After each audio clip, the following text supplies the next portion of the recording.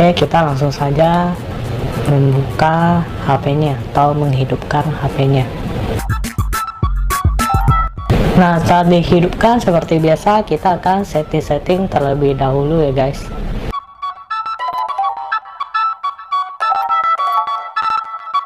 Nah, ini adalah tampilan UI dari Oppo A78 ini ya guys.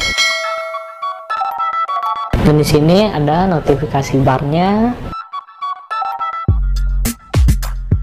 Nah, untuk penyempatan yang sudah terpakai yaitu 23,7 GB dari 256 GB dari HP ini ya guys.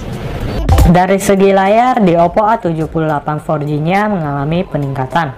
Untuk di 5G hanya menggunakan layar IPS LCD, sedangkan untuk HP ini sudah menggunakan layar AMOLED. Dan untuk layar AMOLED-nya memiliki kecerahan layar di 430 nits, dan ini tergolong standar saja ya guys. Dan untuk refresh rate-nya sendiri ada di angka 90 Hz. Dan sayangnya untuk fitur smart switch-nya belum tersedia ya guys. Untuk ketajaman layar di 1080 dikali 2400 pixel atau Full HD Plus, yang tentu saja jika kita pakai untuk menonton video YouTube sudah sangat jernih. Dan untuk kerapatan pikselnya di 480 ppi dengan rasio 20:9. Dan untuk ukuran layarnya ini berukuran 6,43 inci yang terbilang ukurannya tidak terlalu besar maupun tidak terlalu kecil. Dengan desain kamera selfie pansel yang letaknya di samping lebih kiri. Untuk resolusi kamera selfie-nya 8 megapiksel dengan perekaman video di 1080 30 fps. Dan dilihat dari sisi bezel standar ya guys. Dan juga simetris, kecuali di bagian bawahnya yang agak tebal. Dan untuk perlindungan kaca yang digunakan adalah Corning Gorilla Glass 5. Sedangkan untuk desainnya mirip dengan Oppo A78 5G nya. Yang berbeda hanya di bagian mode kameranya yang memiliki tekstur garis-garis, sedangkan bump kamera yang cukup menonjol pada dua bulatan besarnya yang menggunakan finishing glossy. Untuk di back covernya menggunakan finishing matte halus yang tentu saja sudah tidak mudah menempel sidik jari ya guys. Dan untuk bagian framenya menggunakan desain flat atau datar dengan finishing matte halus yang menurut saya di sisi framenya agak tajam dan kaku sehingga kurang PW di tangan. Dan untuk mengatasinya menggunakan casing bawaan dari kotak penjualannya. Untuk HP ini memiliki bobot 180 gram dengan ketebalan di 7,9 mm. Dan HP ini sudah memiliki sertifikasi IP54 yang artinya tahan percikan air dan debu. Untuk performa di HP ini terbilang sangat cukup ya guys. Untuk prosesornya menggunakan Snapdragon 680 dengan fabrikasi 6 nanometer.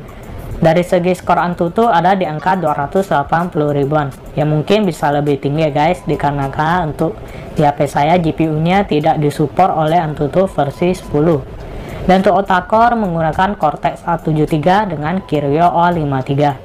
Untuk GPU-nya adalah Adreno 610. Dan penyimpanannya memiliki kapasitas RAM 8GB serta internal di 256GB.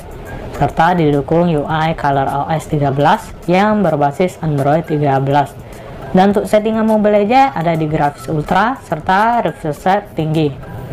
Dan juga jika kita pakai untuk bermain game ringan seperti Subway Surfer sudah dapat berjalan dengan sangat lancar. Dan jika kita gunakan untuk aktivitas seharian sudah dapat berjalan dengan mulus ya guys. Untuk kapasitas baterai di HP ini standar yaitu 5000 mAh.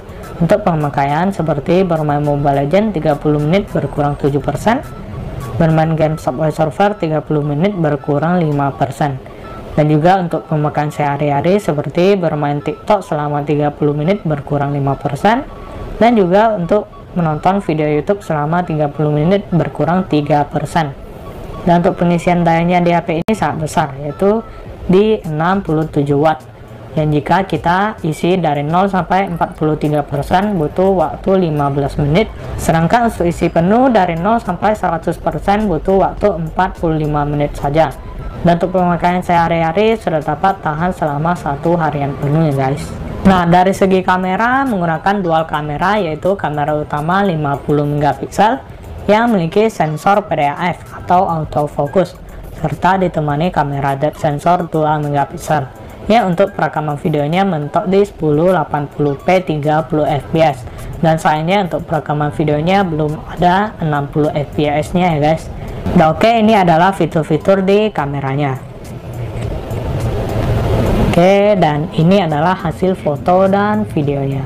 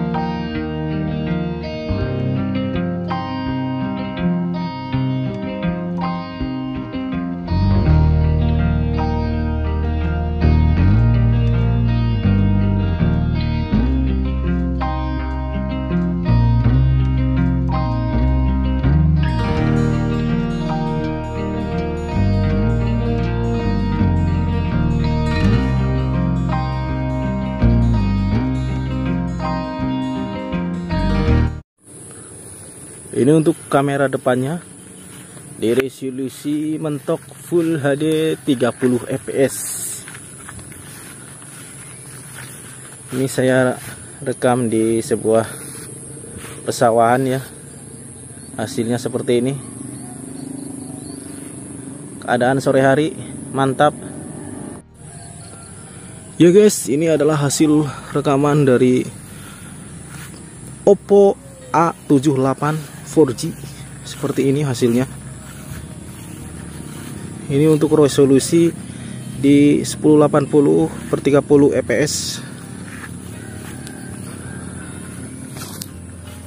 Kondisinya di sore hari seperti ini.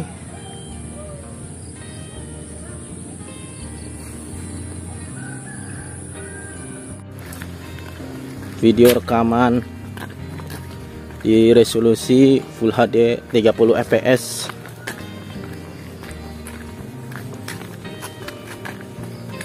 Stabil.